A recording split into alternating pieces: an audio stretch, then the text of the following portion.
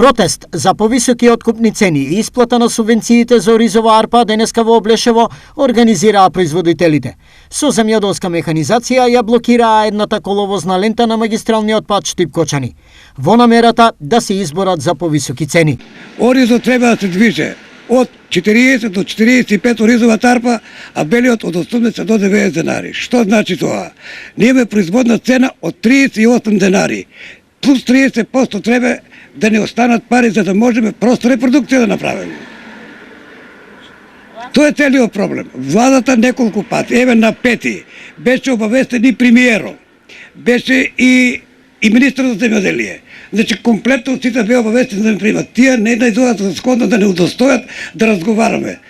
Значи кажувам уште еднаш, за сите овие проблеми е растипничката влада на СДСМ, начело со претходниот премиер и со овој премиер сега. Освен откупните цени, многу спорна и неприфатливи се државните субвенции, нешто кое земјоделците ги разочарува и им го покажува патот надвор од државата. Илјаници, мои колеги, другари од ова село го напуштија селото, затоа што не може да најдат екзистенција од земјоделието.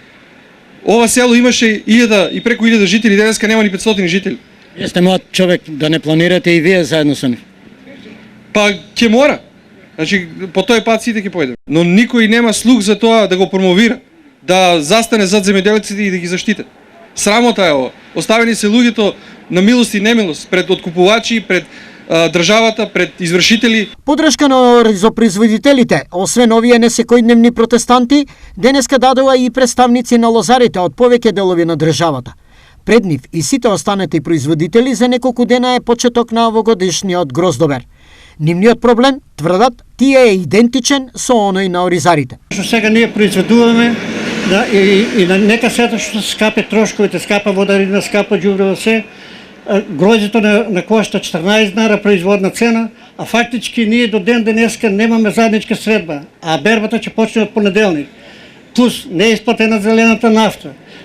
Регистриран млад земјоделец плюс 20% не е исплатено. Редовните субвенции што беа за контрола 1800 души не се исплатени. Без цена.